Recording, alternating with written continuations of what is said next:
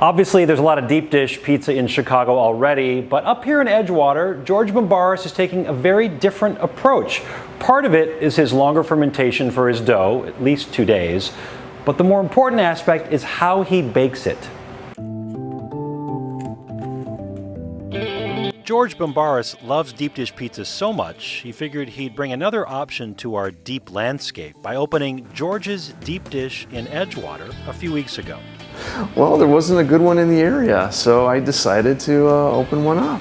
He experimented with different dough recipes for months. I mean, we tried all kinds of variations in there. We did corn oil, we did the cornmeal, none of it worked. I ended up falling in love with this recipe from Greece that was bread called lagana, which is similar to a focaccia. I added a starter to it, a little bit of yeast. And then he lets the dough ferment for 2 days, almost unheard of in deep dish circles. He first covers the bottom dough completely with grande mozzarella from Wisconsin, then his deep red sauce. Stanislaus tomatoes, 2 different varieties. Right before we put the toppings, I put a little sprinkle of Romano in the oven.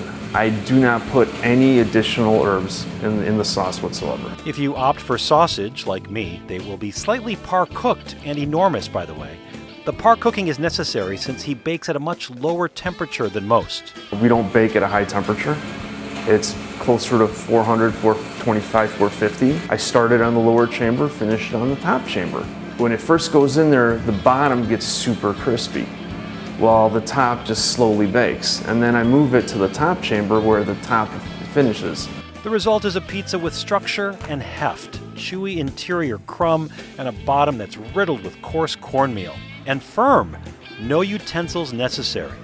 Bumbaris says most of the big players are downtown, and he's just fine making a name for himself in Edgewater. If you think about it, just a couple handful of big ones, and then you got smaller places. Most of the smaller places aren't really known. And here's a pro tip, since it's all takeout and delivery, make sure you specify you want your pizza uncut.